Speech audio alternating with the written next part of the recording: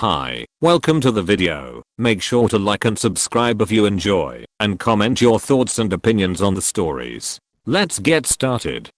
Am I the antagonist for calling my parents disgusting perverts? My 17F parents, in their mid-40s, sat me down last year to have a talk. Apparently, they've been swingers for years, and now that I was getting older and doing more stuff on my own, wanted to let me know about it, rather than me stumbling over something on my own and thinking one or both of them were cheating. It was kind of mortifying at the time, but I tried my best not to think about their sex lives. That willful ignorance shattered on Monday, while I have my own computer. This is the only one hooked up to a printer, and I wanted to print something out for school and not have to pay the outrageous amounts they demand over there. Asked mom for permission, got my thumb drive, sat down to their computer to load up Word, and found their private Discord channel left open. I would have ignored it, but I just kind of noticed my own name there, and I confess I took a peek. They were talking to a young, she looked like late 20s in the pictures uploaded, black woman, who wanted to know when I would be out of the house for a while, so she could properly serve mistress and master again.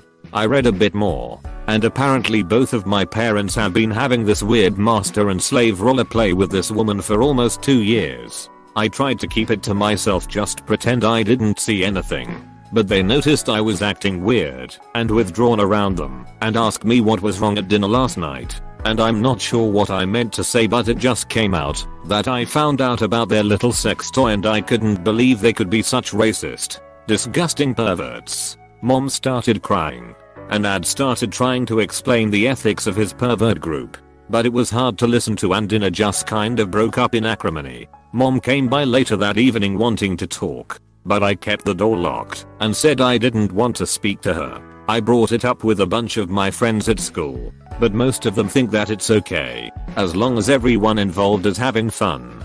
But it's not their parents, and I feel sick to my stomach just thinking of how weird it is. But maybe my friends are right. Am I the asshole? Should I apologize to my folks? Now for the top comments. Dude, I don't see how you can be any more of an asshole. That woman is probably referring to the master/slave dynamic in BDSM. Not ratoplay. Anyone of any race can participate in that dynamic. Secondly, you were snooping, which you shouldn't have been doing. Also, you referring to a grown woman having consensual sex with your parents as a sex toy is no more degradable than what you're accusing your parents of being. She's a human being, not an object, not property. AITA. Also, you referring to a grown woman having consensual sex with your parents as a sex toy is no more degradable than what you're accusing your parents of being. She's a human being, not an object, not property, not to mention perfectly capable of deciding for herself if she finds something offensive. You couldn't help yourself, so you read private messages between your parents and a sexual partner. So, you disregarded their privacy, immediately jumped to racism, and then refused to have a mature discussion. Yes, you're the a-hole. Listen, I'm not down for whatever your parents are into, but it's not for me or you to judge. They have done their best to treat you like a young adult by sharing information with you proactively, and they are trying to ensure they are engaging in this activity when you are not around. They should be more careful leaving pages open on a computer, but you shouldn't be snooping either. Am I the antagonist for not telling my boyfriend about my kid? I, F20, met him, M20, through online dating. On the second date, he asked me to be his girlfriend. We went on roughly 6 dates over the course of 2-3 weeks. The thing is, I'm too nervous to tell him about a kid I have previously in fear of losing him. Every time past relationships is brought up in our conversations, I always switch the topic to relieve the pressure. Today, my BF found out about my kid through my relative's social media account. He broke up with me and is obviously hurt. I think he was hurt because this was the first real relationship he ever had, and he expressed that to me multiple times. He would always let me know how happy he was around me. Was I the asshole in waiting until the right time to tell him due to nervousness? Did I lie to him? Edit. Whenever past experiences were brought up, I would tease him about previously having a GF before. When he asks if I have experience with a relationship, I said no jokingly. He took it literally and asked me why did I say I had no experience when confronting me. Edit 2. I realized my mistake. I shouldn't have hid it from him. What makes it worse is this fact that I did not mention yet. When he called me about this, he asked if I had anything to tell him that I didn't before. I panicked and responded no. That was when he revealed how he found my kid on a relative's Facebook account. He wished me a good life, then I hung up out of shame. Now for the top comments. AITA. Big time. If you think that deceiving your partner isn't a big deal, then you will stay single, and for very good reason. What equally massive information would you be okay with a partner hiding from you? Do better. AITA. Based on your edit, you quite literally lied to his face and now you call it joking? What is wrong with you? Train-sized bullet dodged by that guy. Yikes. This a first date conversation. And a pretty big deal. AITA. I told my now husband I had a child the day we met, so no time and feelings would be wasted in case he was opposed to dating a single mom. AITA. Having a kid is a huge deal. How can you try hide that from someone? I agree with this. It's the big lie by omission that would make me do the same. Just be honest, and he may have been totally accepting. Am I the antagonist for kicking my brother's girlfriend out and getting her banned? My 19F brother's 15 male girlfriend 16F is always mean to him, telling him what to do, and is manipulative. So no, I already didn't like her. However, yesterday she was a nightmare the entire day, yelling at him, swearing and insulting him. I told her to go home and calm down. After she left, my brother was trying to hide the fact that he was crying. I haven't seen him cry since he was like 10, 11. When she came back, I guess she realized she was being shitty, as she always is, and brought him a milkshake. When my brother wasn't receptive to her funny milkshake apology, she started being inappropriate with him. Like I wasn't sitting in the same room as them. My brother was just sitting there not saying or doing anything, so clearly he didn't like it. I told her to get out and then told our mom that she shouldn't be allowed back. My mom agreed and had a talk with my brother where she explained his girlfriend wasn't allowed back over. My brother is upset, saying I don't know what she's actually like. It's none of my business, and upset with mom because he thinks she chose my opinion over his. Am I the antagonist for kicking her out and getting our mom to ban her? Now for the top comments. NTA for getting her banned. Because that was your mom who did that, not you. Your brother is in an abusive relationship, so your concern is justified. You weren't in a public space. You didn't get her banned from something you/your family didn't own. She broke the rules, not actual rules. But it's the closest word I could think of your house, and now is being punished for it. NTA. I also suggest that Op talks to her brother about abusive relationships and explain that abuse is physically, mentally and emotionally. At 15 over 16 he might not know that. That's debatable. That Op should be the one.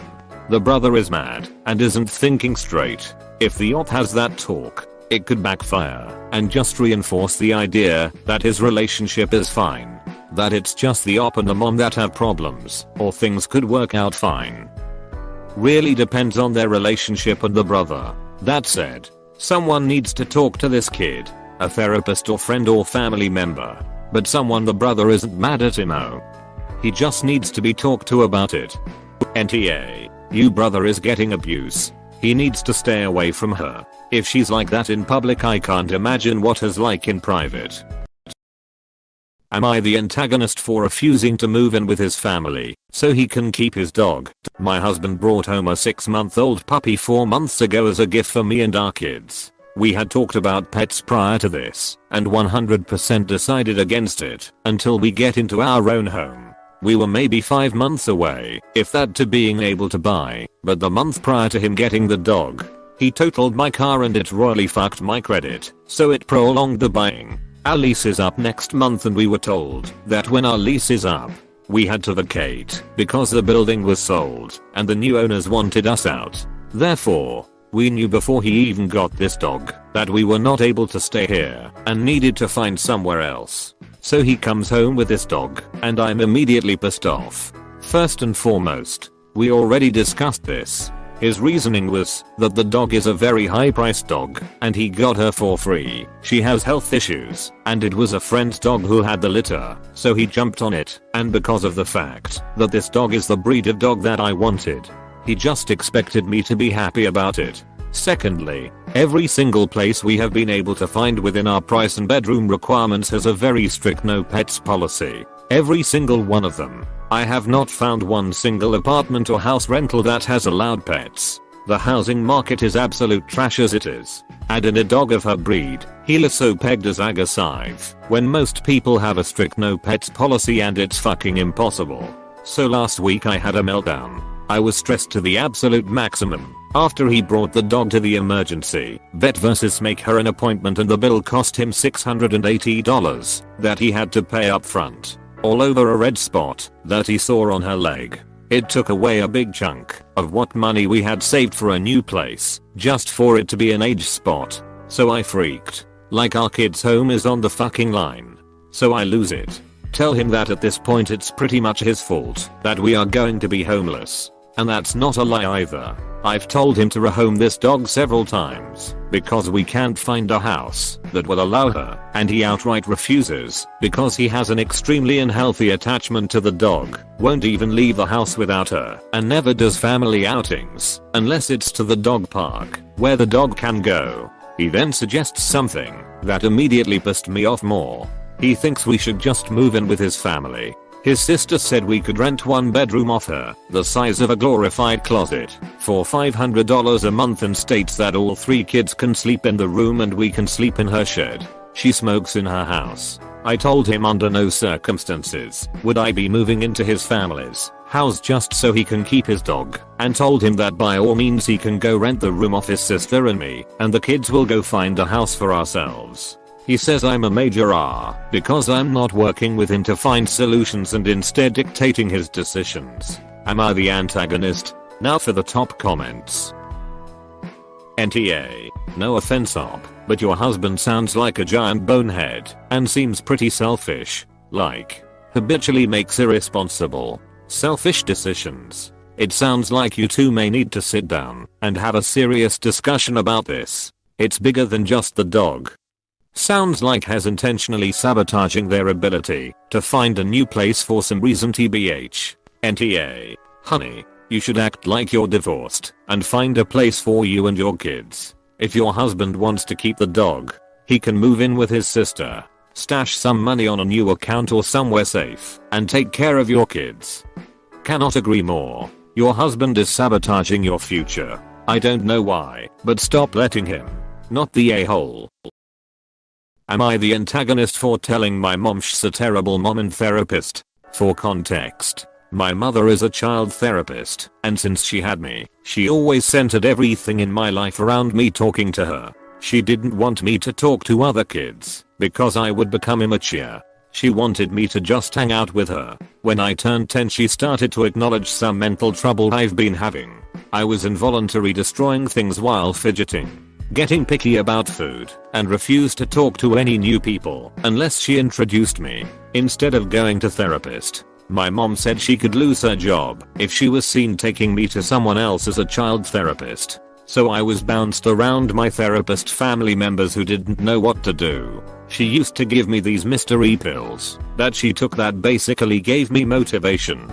Eventually she took it away after seeing I became dependent on them just to get out of bed. She told me that she knew something was wrong, but she grew up without medication and that she's fine now.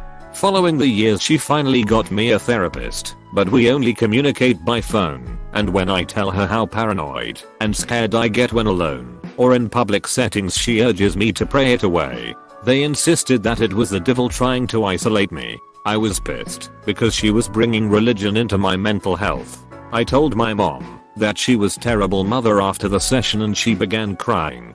She lost her mom about 12 years ago and she's just been freestyling with trying to raise me right. I felt really selfish then and feel like shot right now. Am I the asshole? Now for the top comments. NTA, in my opinion your mother has violated professional ethics concerning you. She should have arranged for you to see another therapist right from the start. Treating one's own family members is a big no-no as far as I know. She should not have been giving you mystery pills without a doctor's prescription. You have the right to have a therapist you feel comfortable with instead of the one you have. I hope you get one. Can your father help? It's also troubling that she isolated you and kept you from talking with other kids. Maybe she needs therapy herself. Good luck to you, and I hope you find a good, competent therapist who listens to you. Well, my father is deceased, and thank you for the good wishes. NTA, this is a form of abuse, which your mother should know. You need to see a therapist of your own. Someone who is not religiously affiliated. If your mother is unwilling to do this, talk to the counselor or SRO at your school and ask for help. NTA, I'm a child therapist. Your mother would not have lost her job by taking you to a different therapist. It is unethical and unprofessional for her to treat a family member, and illegal to give you medication without a prescription. This is how she could lose her job. How she treated you was neglectful and unhealthy. She should not have any part in your therapy. Therapy is a place to get an unbiased, objective opinion and guidance, and your mom doesn't belong there. I'm so sorry that you have had to deal with this, and I hope that you are able to find a good therapist who treats you professionally and respectfully. Am I the antagonist for leaving home after arguing with mum? I'm visiting my parents for a week with my newborn. My mum is very family is everything and was talking about visiting her first and second cousins with baby once we arrived. I told her I don't want to because Lo is still small. Her relatives don't listen to boundaries like not kissing baby on the face or mouth. And also I just want to have some time for myself to relax for the first time since giving birth. She dropped it, or so I thought, and volunteered to take care of Lo while my dad drove me to my hair salon to get a cut. We got home a little while ago and nobody was home. Dad called mum while I panicked and she said she's taken Lo to her cousin's houses and she will be back soon. In dad's defense he demanded she come back right now or he would get the police involved. She brought back Lo and started acting like I'm overreacting and being too protective. I couldn't deal with her BS, so I packed our bags and booked into a hotel for the couple days before my flight home. Mum blew up my phone saying I'm taking her grandchild away from her, and even my dad called to ask me to go home and said we could sort everything out calmly if I didn't run away. Am I the antagonist? Now for the top comments. Your mother violated your trust. Time to go. You are now setting a perfectly healthy boundary. Boundaries are what you control. They're how you react to others' behaviors. Mom took the baby somewhere without permission. You are reacting by removing yourself and the baby from the equation. Perfectly healthy until she apologizes and explains to you why what she did was wrong. You will not be coming by, and stick to it. You're not hurting her with this. She's hurting herself. NTA. You set a boundary and she ignored it. This is your child, not hers, and you get to set the rules. Maybe now she will get it. I was born a little premature in late October and my parents were very protective until the family wore them down that I just had to have my christening and meet everyone at church over the holidays. Then it was passing me around and kissing me because you can't tell old women not to pass around Catherine's first grandbaby. My first New Year's was spent under an oxygen tent with pertussis. My lungs are still scarred. Every winter my entire life has hurt because of it. I'm especially challenged by anything that gets into them and have been hospitalized multiple times over the years from pneumonia. You can imagine how much fun the past few years have been. Protect your baby. You are their only advocate. Displeasure won't hurt adults. Getting sick hurts babies.